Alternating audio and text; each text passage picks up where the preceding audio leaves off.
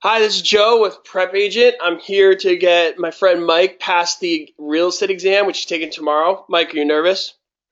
Yeah, I am. Don't be nervous. It's exciting. And the good thing is, you'll know your results immediately. We were just talking about that before we got on the line. Years ago, you'd have to wait a long time. Boom, immediately. And you'll have the results. And just don't be that guy after you pass, because you will pass. We're like, totally awesome. Ha, screw you guys. You're still taking it. So just make sure that after you pass, you just walk out smoothly like nothing happened. Then after you get to the parking lot, you could celebrate. Sound good? Sounds good. Sounds good, Joe. Okay. In addition to having Mike, I have Art with me. Art is a real estate agent who I'm training to do these webinars because, these are getting a little bit overwhelming and I want to help as many people as I can. How's it going, Art? Very good. I'm really excited to prepare Mike for his victory tomorrow. Yes. And little tidbit about Art. Art was actually a student of mine. What did we say, 13 years ago, Art? About a dozen years ago.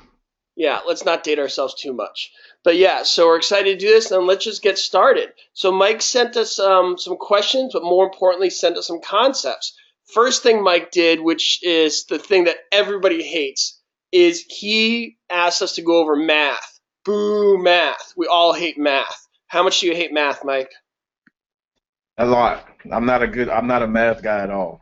Nobody is. You've never seen anybody say, I'm awesome at math. And usually, if you do see them, they probably don't talk that much. They're probably in the corner. Nobody likes math. But this math problem, though, that you gave us actually looks more complicated than it actually is. So, would you mind reading this one out loud? Okay. The average sale price of a home in the neighborhood of mostly leased houses is 179,000. The average rent is 1250. One home in the neighborhood is leased for 1500 a month. Using the GRM, what is the value of the property? Okay. A, Yeah. okay. No, continue reading. Read the options. A, 201,488. B, 251,880, C, 214,800, or D, 218,550. Okay, so the first question I'm going to ask you before we do anything, do you know what the gross rent multiplier is? And I'm not talking about for this question. I'm saying generally. Do you know what that is? A gross rent multiplier. Yes. Well, I don't know what it is exactly, but I haven't. No, I guess you can say. Okay, that's fine. Yeah. So all it is price divided by rent. That's it. Okay. Price divided by rent. So the general idea of a gross rent multiplier is when you get a lot of properties in an area and you're looking at it to rent it out, you don't really care about the value of the property and you don't really care about the rent amount. What you care about is how the two relate to each other. Does that make sense? Yeah. So you care about the relationship between the two of them. So if it's $1 million property and it has $1,000 a month in rent that they're producing, you're like, that's a terrible property. But if it's $1 million property and it's like $20,000 a month in rent, that changes it. It's about Yeah. that relationship between the two. If it's a $20,000 rent amount, but it's like a $30 million property, then all of a sudden it changes. So that gross rent multiplier is a number that defines the relationship as the price and the rent. Does that make sense? Okay. So what you have to do is you look at the gross rent multipier's price divided by rent. So the first thing we're going to do is find out what is the gross rent multiplier for the area. So if we look at this question, it says the houses are $179,000. Okay, the average rent is $1,250. So going along with that price divided by rent, 179,000 divided by 1250. You got a calculator?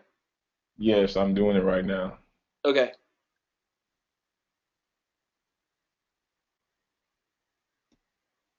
143.2. Okay. So you got 143.2. That 143.2 is the gross rent multiplier. Now, just so everybody doesn't get confused, you have monthly gross rent multipliers and annual gross rent multipliers. For this question, you don't really need to know the difference. In this question, they're only talking about monthly. But if they do turn into annual, Do you know what you do? Annual, wouldn't you just times that by 12? Yeah, you would times the 1250 by 12 to get an annual figure. We don't have to do it Yeah. now. And you do 179,000 divided by whatever 12 times Whatever 1250 is, 250 times 12 is. Okay. and it'll give you a number somewhere between like 5 and 15 in that range.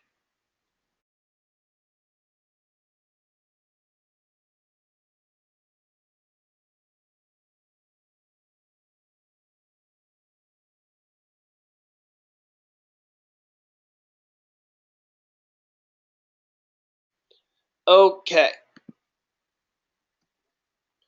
So we have here 179,000 divided by 1250 equals 143.2. But it was asking us for the price of that property. So what I did is I wrote out the same equation, okay, but we don't have the price of the property. They're the two factors. So using our basic 8th grade math, we would just take that 143.2 times by 1,500, and if people are wondering where I got that 1,500 from, that's the known factor in One home. Okay.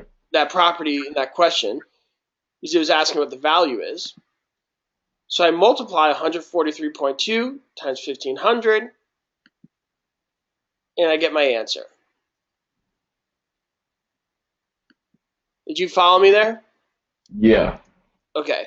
And once again, if you didn't follow me on this, this is all recorded, and so you'll be able to watch it again, and you'll be able to see it again.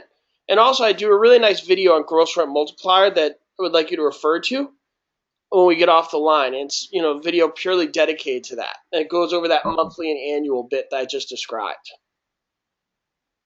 Okay. But the big thing you got to remember is price divided by rent. Gotcha. Okay? And like I said, for more details, look at my little short video about gross rent multipliers. All right, deed of trust, trust deed.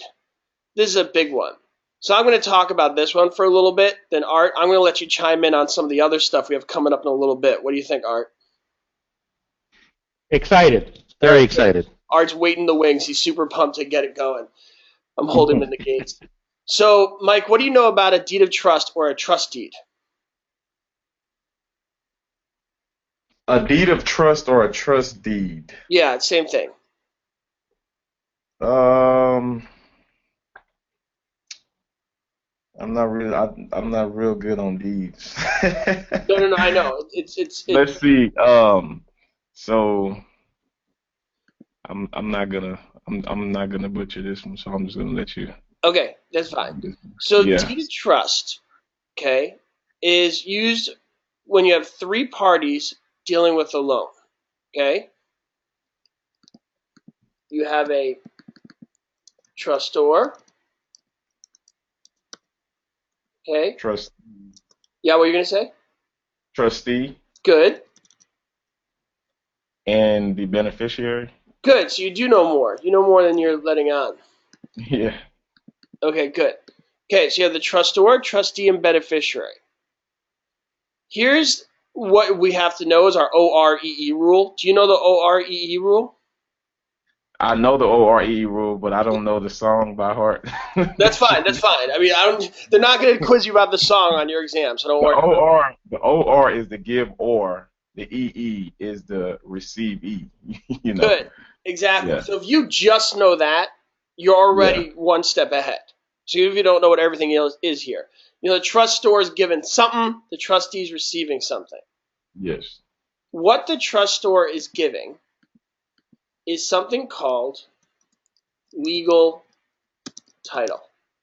Okay? That's the right to sell. And they're giving it to who? Who's going to receive it? The trustee. Why? Because I don't know why, but they got an EE, so they're receiving something, right?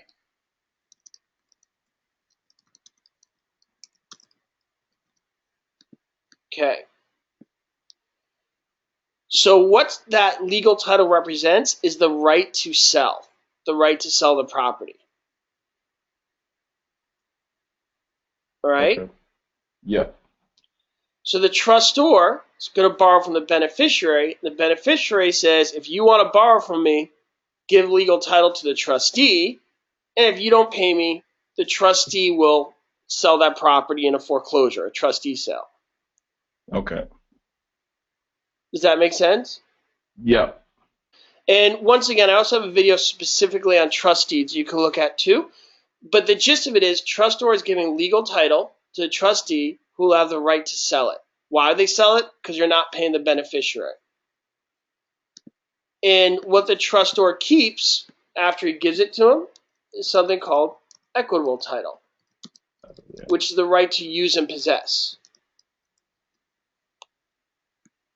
Okay?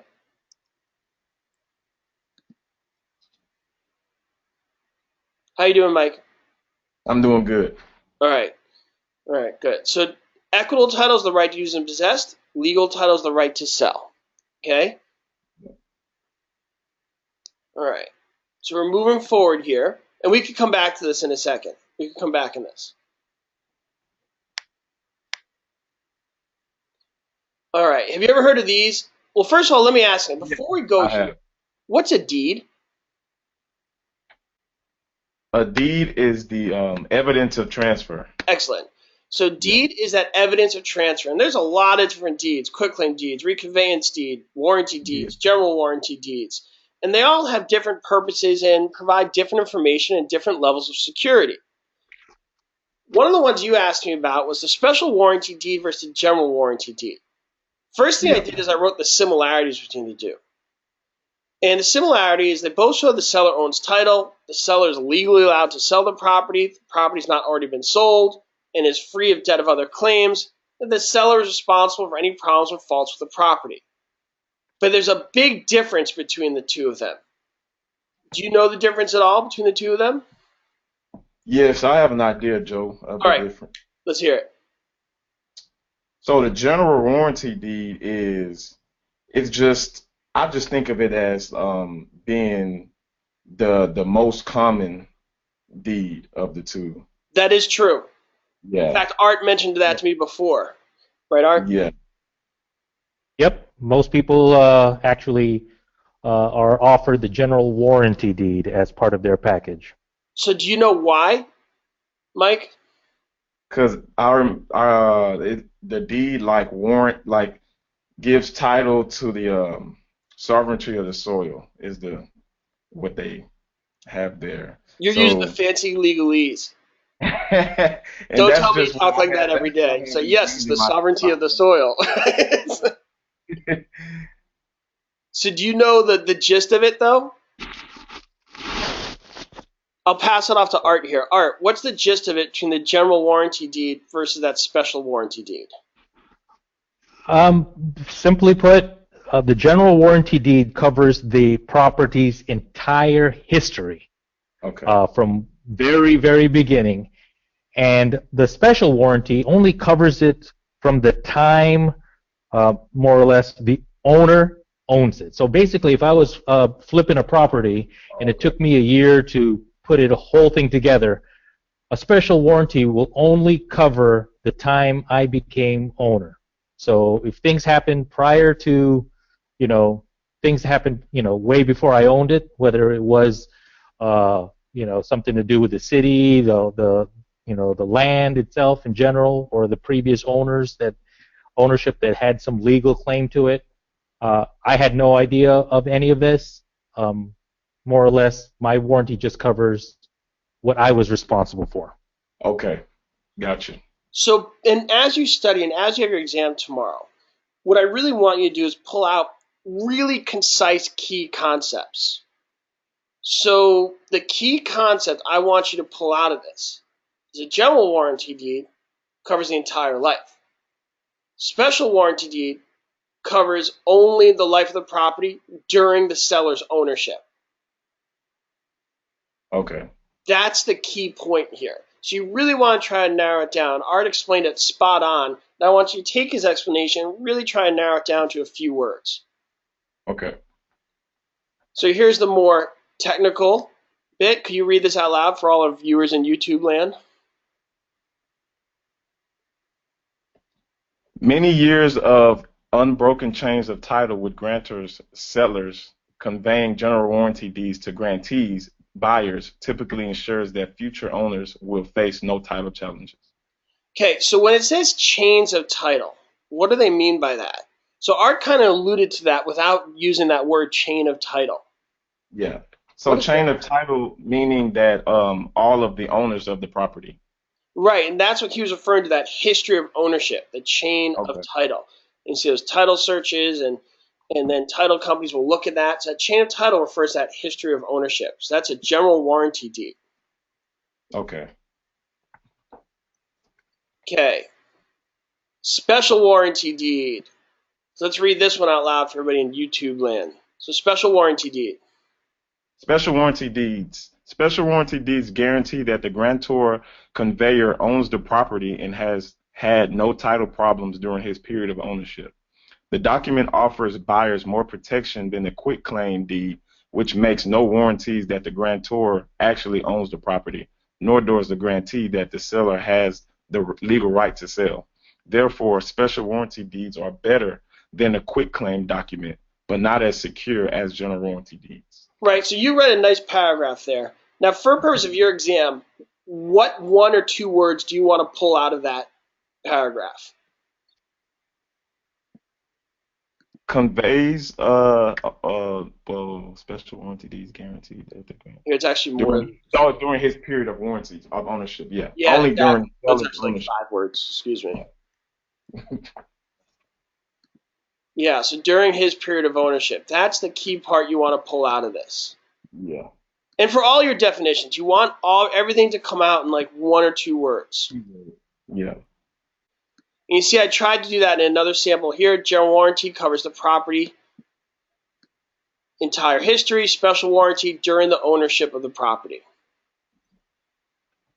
So you see what I'm trying to do over and over again as you're reviewing your material. Really pull out that key terms that'll help you pass the exam. All right. I went a little crazy with this, didn't I? So then I wrote it down. Life of the property during his ownership of the property. Okay, what's a deed? I'm going to quiz you a little bit. Evidence of transfer. Excellent. Don't want you to forget that one.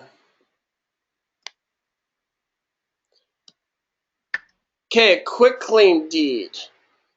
Do you know anything about a quitclaim deed? Yeah, I remember it gives no warranties or guarantees. What does that mean? That sounds very fancy. Uh, it offers like it's like the least protection out of all of the deeds. That's the one I always remember. And I think it's used to like a quitclaim deed. I remember when they talk about like cloud of title. Yes. It's quitclaim is used to like take the cloud off the title is how I remember it. So pretty much like clear the title up from any like, any things that's on the title. So any defects or anything like that.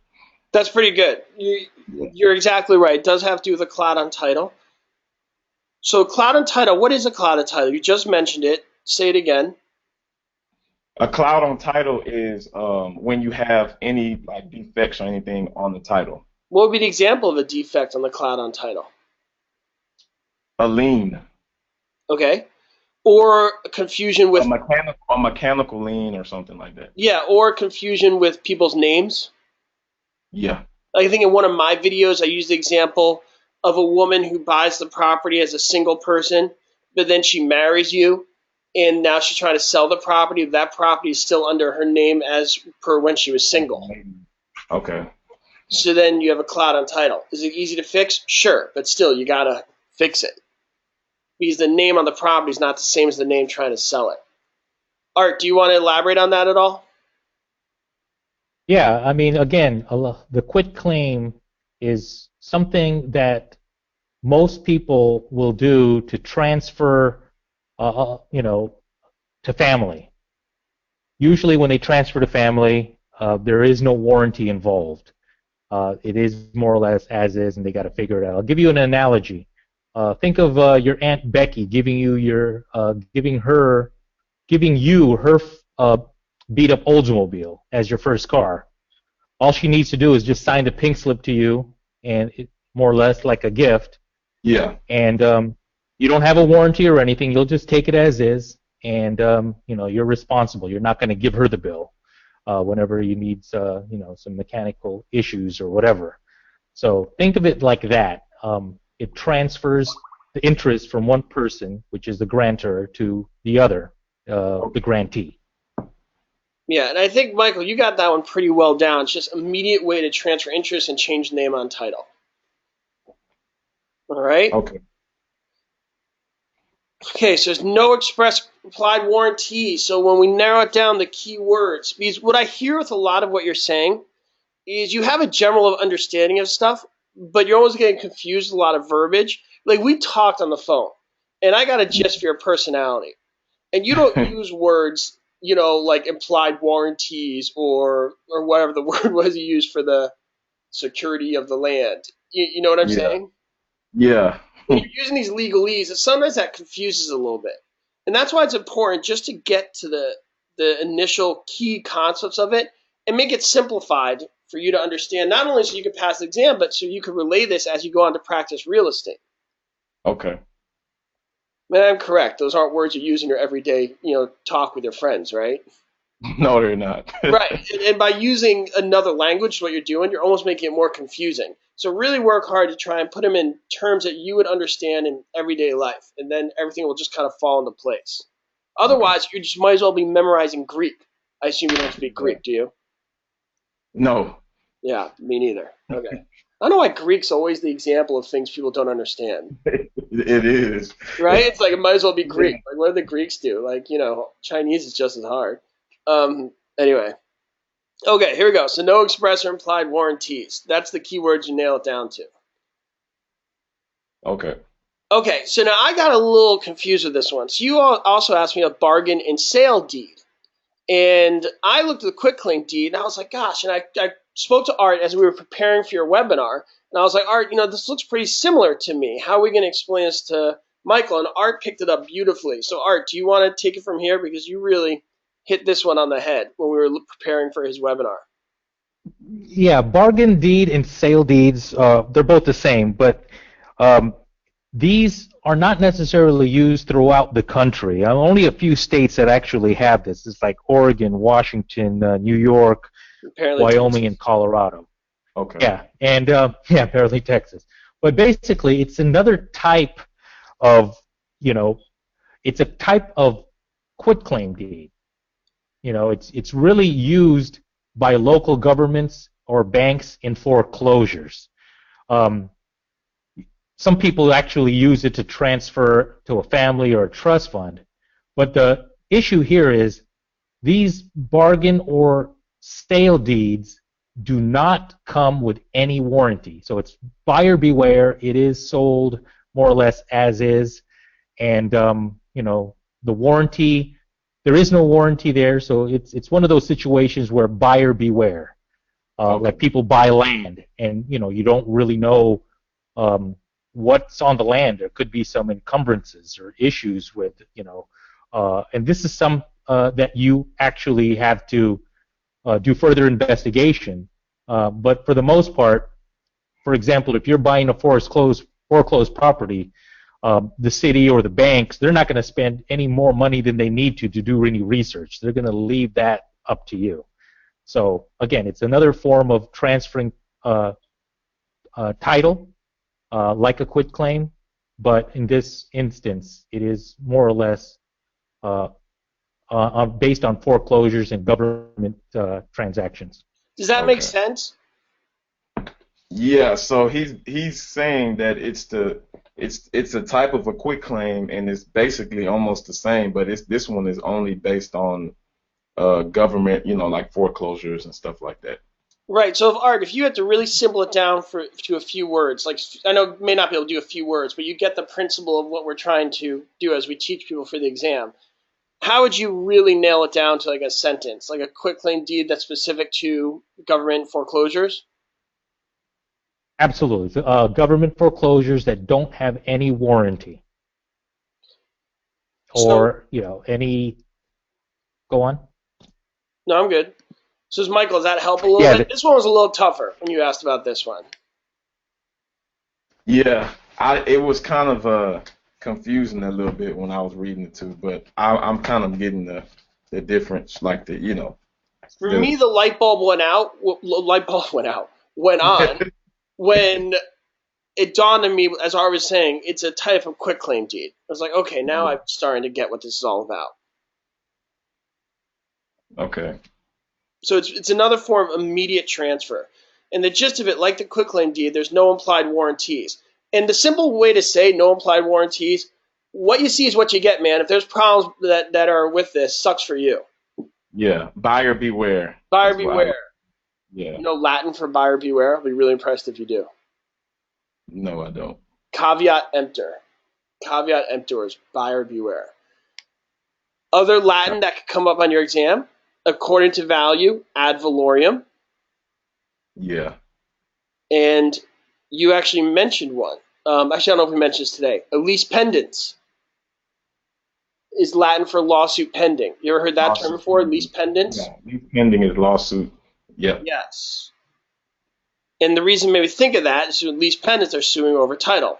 It's a cloud on title. You would sue to clear up title. It would be a lease pendens. Yeah. Okay.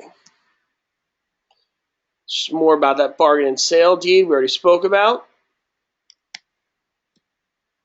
All right, then you started to ask me about loans. You were really asking about the difficult stuff, the not fun stuff. Usually I like talking about life estates and kings and queens and freehold estates and fun examples, but you really asked me about the boring stuff. I guess that's why, because I don't do too many videos on the boring stuff. It's not as much fun to do.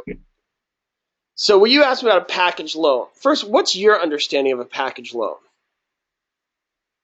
I think of a package loan as, you know, when you get it's like a package deal. You know, you get the property, you get the real property and the personal property.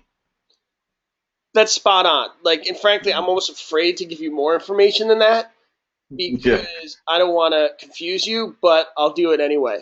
Art, do you want to chime in on this? Yeah, you actually hit the nail on the head, the personal property. Some people actually, when they move into a house, you know, they pretty much spend everything they have to put the down payment in, to, you know, to pay the escrow fees, blah, blah, blah. But when they get into the house, they realize they have a lot of stuff that needs to be covered, you know, or taken care of, and that's like windows and flooring and appliances. So one thing people do is they look into getting a package loan where you can actually finance as part of your mortgage, you know, some of these personal properties. Like I said, you know, the windows, the flooring, maybe even certain, you know, fans and lighting, appliances. So why people do that is because you get an interest rate, a first home mortgage interest rate that is considerably lower than actually filing and trying to get a secondary loan, you know, a second mortgage. So it does come out as often, but it all depending, of course, on the appraisal, the bank, what they deem as, you know, worthwhile. Right. But in the most part, you hit the nail on the head. Yeah, it's personal property. So the short of it is, if you're traveling really far, you don't want to buy new furniture, and I put the example of fully furnished condo, you can get a loan to incorporate all of that. So you could not only get the property, but also get a couch. Gotcha. Because you want a couch, and you're like, I need a loan for that too. So there's the package loan. So the key word there, which you hit the nail on the head, both personal and real property. So people studying, when they learn their key words, package loan, real and personal property, package loan, real and personal property. It's packaged together. And if you understand that, everything else will kind of just, you know, flow into where it should be. Okay. Okay. And this basically just says what Art had just explained beautifully. Excuse me, I was messing with my fonts today trying to. And another good idea. Another good idea would be to think of a model home. Sometimes these model homes are furnished with every bell and whistle, and it's considerably pricier than, you know, one that hasn't been built yet. But if they do sell it, most likely they would request it would be part of a package loan. Package loan. Okay. Yeah. Okay. Then you asked about a budget loan. You were really hitting on all the fun stuff. A budget loan. What do you know about a budget loan?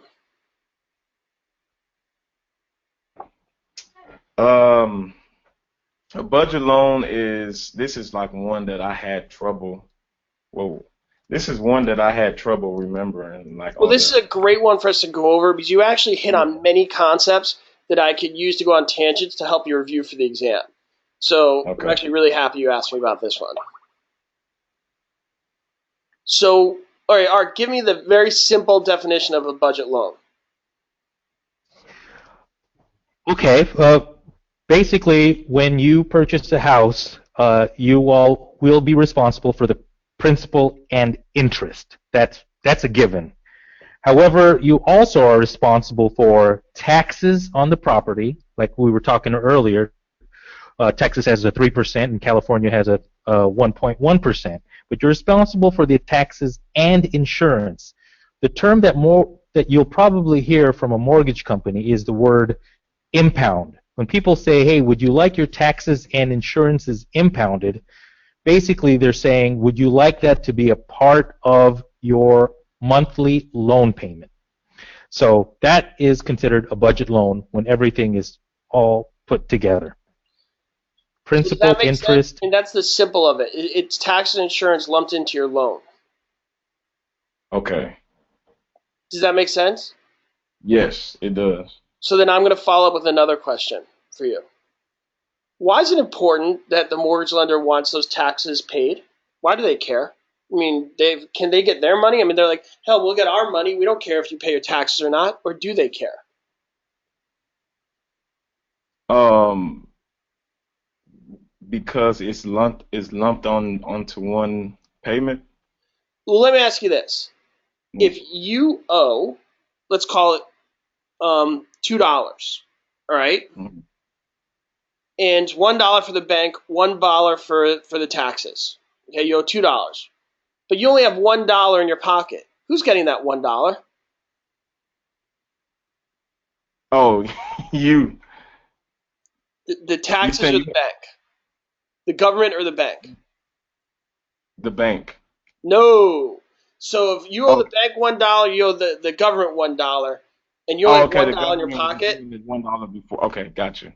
Yeah, the $1 is going to the government. Okay. Nobody goes in front of the government. So we're talking about lien priority. Do you know what a lien is? Yes. What's a lien? A lien is a something that's placed on your, you know, it's when you owe money. It's like when you Good. owe money. A Yeah. lien is when you owe money. Okay? Yeah. You have tax liens, judgment liens, all sorts of liens. When you owe money to the bank and you take out a loan, is that a lien? Yes. Yeah, because you owe money. It's a voluntary lien. That's a voluntary lien. So if you don't pay the taxes, the bank can't collect their money because the taxes have to get paid. Okay? Does that make sense? Yeah. Because that's a top lien priority. So the bank wants to make sure your taxes are paid. So do things these budget loans, these impound accounts that I was talking about. These things like tax and insurance would get paid before the bank does. Okay. And obviously, it's more complicated than you owe $2 and only have $1 in your Yeah. pocket. But the principle is the same. Would you agree with that, Art? Absolutely. Yeah, and sometimes forget these numbers like 100 grand, 300 grand. Just use simple numbers. I know it's kind of embarrassing. It feels like going back to first grade. But sometimes you got to do that. I got one apple. I got another apple. It's just, Yeah. and look it down. Okay, so you have your budget loan. Oh, I have one more question for you. Let's go off tangent a little bit. Okay? You said taxes, correct? Yeah. That's a government power. Yes. Do you know the other three government powers or the other government powers? It's Pete. There you go. So you have been studying the other stuff. Yeah. It's Okay? police So what does that power, stand for? police power, eminent domain, taxation, and it's cheat. What's this cheat? It's cheat is when you don't have a will and there's no heirs to the property and the government takes your property. Good. Taxation we just went over. What's eminent domain?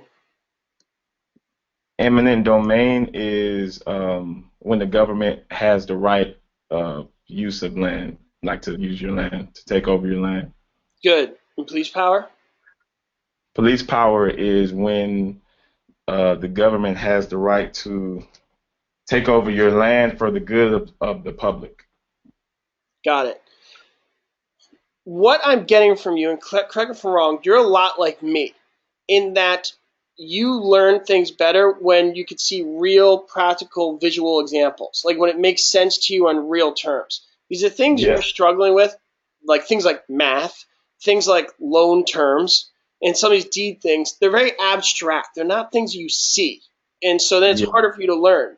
Because the stuff that we go over, and we've talked on the phone before, we talk now, things that you could see, like escheat, doesn't have a will. I get that. Eminent domain, roads, police power, zoning. These are things you can actually visualize. You're getting very quickly. Is that correct? Yeah. So it's really important with those larger terms to really kind of just nail down those key words, because art is a little different than us. Art's very good at understanding these more abstract concepts, whereas people like you and I, when we could see it, we could explain it like nobody's business. We're good to go. When it's these practical, real, tangible, but when it's a little more abstract, it gets a little difficult for us. Would you say that's correct? Yeah, that's right. Yeah. So you're a lot like me, and I used a lot of flashcards and those keywords to really nail it down because it's essentially a different language. Have you ever spoken a different language before? I have. I have to, when I learned Spanish. Spanish. I think we even spoke about this when we talked on the phone. When we talk about Spanish, if I say blah, blah, blah, blah, blah, comida, blah, blah, blah, you don't know what I'm saying, but you know I'm talking about food. You're able to pull out that key word to get a greater understanding of the larger concept. Yeah. And this essentially is another language. So just really trying those abstract things to get some keywords that really, could help understand the concept. Okay. Okay, fully amortized loan. What do you know about this one? This the interest rate on the note remains the same throughout the entire term of the loan. Loan will be paid off by the end of the term. Good. So amortized loan, this is a pretty basic concept. It's just you're making even payments throughout the term of the loan. Art, do you want to add anything about this one? Yeah, that's the loan that, without being as creative as it is now with banks, but this is just a standard 30-year mortgage loan, 360 months payment. The minute you agreed to these terms, it stays fixed. It's another term they call fixed amortization, fully amortized loan. And it's fixed for 360 months. And once you're done, you are done. It's yours. However, a lot of people aren't patient enough, and they refi, and they do a million other things, and whole other concept. Complicate. Yeah. Yeah. Don't go there. So this one's important you understand this because this is the basis of the other things you're asking. So you have to understand what a fully amortized loan is if you're going to understand what the other terms are. And I drew this little graph, very elaborate. It's just a straight arrow going down.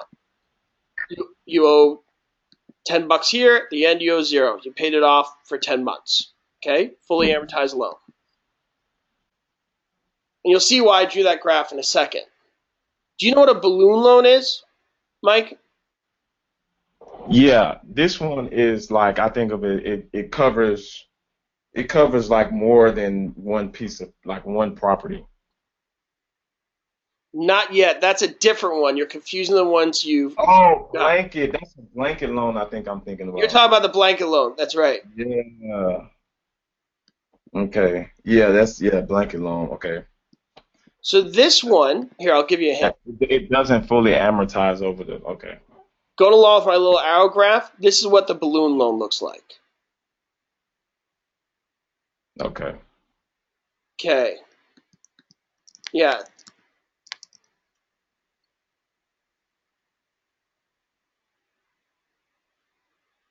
Art? Yes. Here, explain this one. So basically, a balloon loan is a loan that, it depends on the situation that you're in. If you're a flipper, a lot of flippers use this. People that just fix up a property and just flip it to sell. Basically, unlike a 30-year mortgage that has a consistent pay for 360 months, or basically 30 years, what people would do is, hey, I want to buy this house. I just want to get in. I can only afford this much now.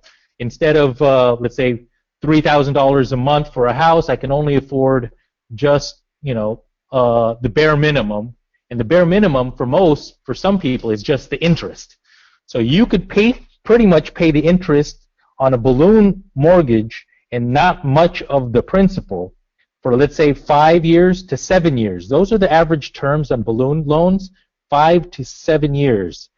And basically what that is doing is what you are actually saving from not paying the full mortgage payment. Mm-hmm. The rest is being tacked on at the very end of those 7 years. It's a big whopping payment at the end. Oh, okay. It's relatively the same interest, but you're actually saying, I owe you in the end. So I don't have to pay my monthlies now early on for these 5 years or 7 years. Just whatever I'm not paying, just tack it on to the end of the loan or to the end of the 7 years, and then I'll pay the remainder. Okay. Okay, so now we go back to this term. You asked about a fully amortized loan. So what this balloon loan would be, all right, is a partially amortized loan. Does that make sense why? And this is really important for your exams. I want you to understand this. Yeah, it makes sense. Because the other one goes all the way down that arrow, and trying to go along with that visual concept that we spoke about for people like you and I, this simple little arrow for me goes ding. Oh, I get it now. It just goes boom, there, down. This visual arrow for the balloon is hitting it on the money. For it me. is. It's like you have those long words with long definitions, and then somebody just takes a pen and goes whoop, boom. You're like, oh, why'd you say so? It just makes a lot more sense. And Art did a really nice job trying to put it in real terms. So hopefully with his explanation and this arrow, you're going to go into your exam and be like, no problem, I get it. And now I see why it's a partially amortized loan. Yeah. Okay, so with that being said, just looking at this arrow, without any words, without Art saying anything, with me saying anything, can you explain negative amortization? Yep. That's when that's a loan that it starts off low at 0, and then it starts off real low, and then it just increases over the time. Why? Because the interest rates are high. Nope. Why is it increasing? Yes. I would guess maybe did it have anything to do with down payment or anything like that? I have no idea. So think of it like this. You borrow from me $10, okay? I say I'm going to charge you $2 a month in interest, all right? So theoretically, you should pay me $12 every month, okay? Excuse me, you should be paying me $13 every month, because then your debt would go down, correct? Yeah.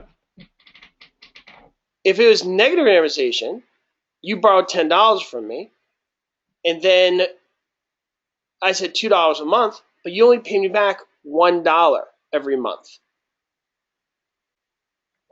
Okay. Does that make sense? Your debt's increasing.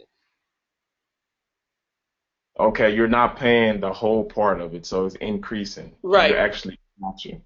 And so you know what? Let me go in with this example here. So here, $10, you owe me $1 every month.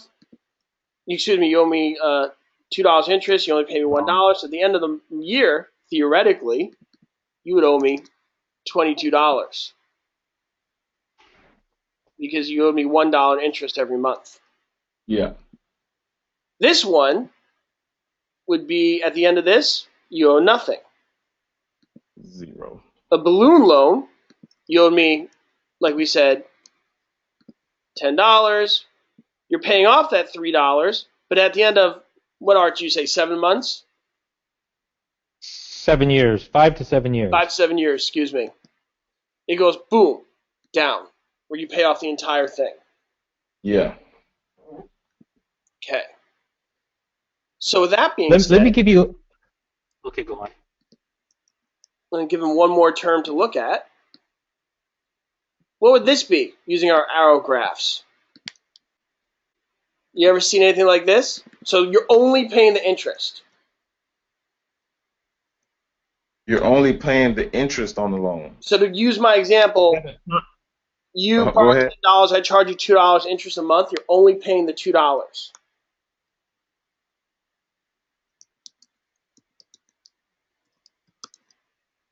You ever heard this term before? Yeah. So that's a straight note, interest only. Okay. You see why it's called a straight note? Yeah.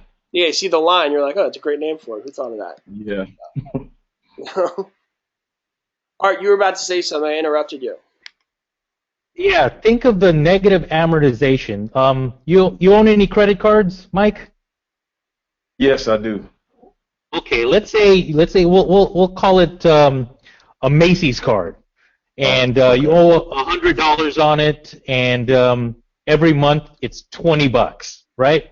Yeah. And most of that, some of that is a lot of that is interest and payments and principal as well. But one month they decide, hey, you know what? Because you're a good customer, you don't have to pay the $20. You could just pay $1 this month. Well, guess what? You think they're doing you a great favor. No, they just basically added the $19 on top of your bill. Yeah.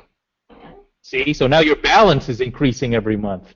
So The thing is, with a lot of people, when they pay their minimum on their credit cards, sometimes that just only keeps it where it is, and it seems like you'll almost never pay it off. But other times, credit card companies will even go way below what you're supposed to pay on the interest. Okay. And because of that, they want you, to constantly be their customer, and you're making more money for them. So negative amortization can help certain people. Let's say you're in a bind and you didn't work X amount of hours and you can't afford much. So yeah, you could do that, and it'll come in handy. But for the most part, negative amortization pretty much adds on top of your principal. Right. You're going to owe a lot more. And I love that you use that credit card example because, Mike, I'm sure you are like a lot of people. You probably had a credit card before you started buying and selling real estate. Yeah. So they'll understand the credit card example, like, oh, I get it. So a lot of this, relates very nicely. Okay. All right, so we got this term loan. You asked us about that. Okay, what do you know about the term loan? It's like interest at the end of the term, right? Now let's look at this. Here, read this out loud. It is a 30-year loan that is fixed, that is at a fixed rate and price for the first 5 years. Then it has an adjustable interest rate for the remaining 25 years. This is the type of loan that investors use to do quick flips, or for people that intend to get out after a couple of years. At the end of 5 years, people either refinance or pay the adjustable rate, which could be higher, or they decide that they can pay the balloon payment, which we will explain shortly. So we actually did this backwards. Sorry. So what's the balloon payment? Yeah, that's what I was going to ask. So what would be the difference between, so the balloon, what are you saying? What's the balloon payment? Yeah. So what do we explain about that balloon payment? The balloon is the one that is done after 5 to 7 years. You pay more initially, right? Yes. You pay more at one big payment at the end. And at the end. You're asking, okay, so what's the difference between this and that balloon loan? The term and the balloon, yeah.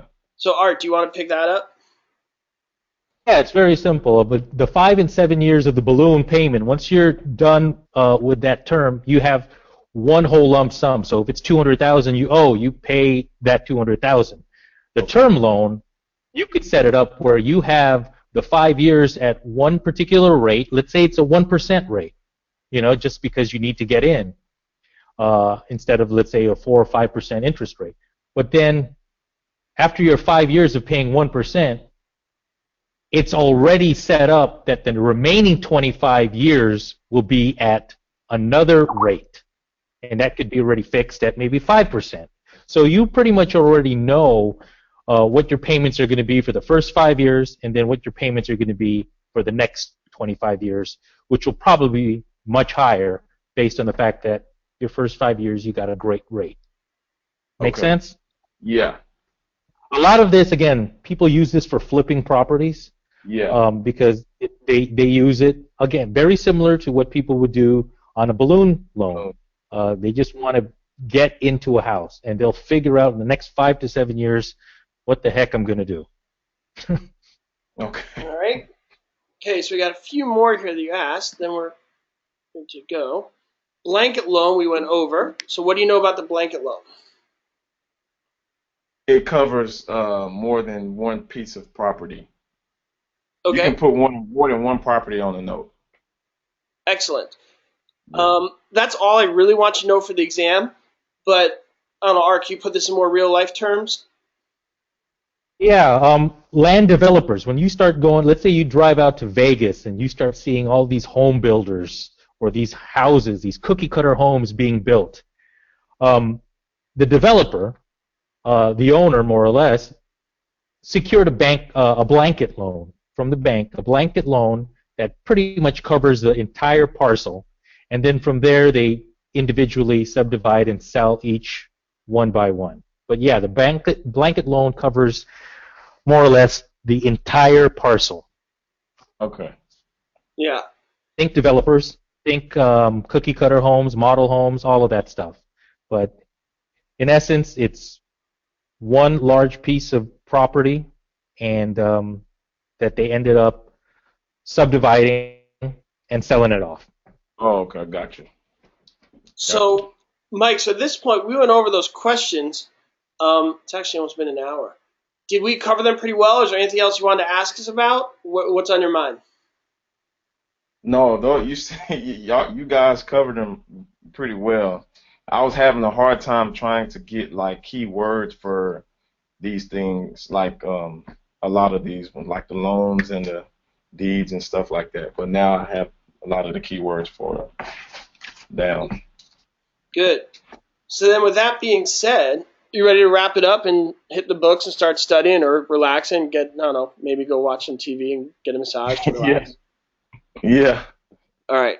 So with that being said, first off, I would like to say, Art, you did a fantastic job. This was Art's first webinar he did with me, and I really love how Art was able to put it in real life context and explain stuff. And as people watch these webinars moving forward, you're going to see some with me, some with Art, some with us together, and I really think we bring two different things to the table. And Art, you did an amazing job putting it into a real life context. Mike, I hope you liked what Art was saying. Obviously, you like what I'm saying. You're here, so you came, right? Yeah. So. Yeah, I did. I appreciate it, Art. You really did a good job at putting it in real life situations for me to understand the actual term. No, absolutely, Mike, and it's really great, and we're excited to know that you're going to be coming on board and in the real estate world and represent your customers fairly and honestly. So, good job. Yeah, and so one other thing I want to add in this webinar as we get ready to go. After Mike passes, stay in touch, either LinkedIn or whatever, and I would love to refer people business or keep in touch and create a nice network of people who I've had the pleasure of working with, just like Art. Art was a student years ago, and he really reminded me of this. We've kept in touch over the years. He's been successful, and now he's coming back to help me out and help other people like Mike pass the exam. So enough hugs and kisses. Time to go. What do you think, Mike?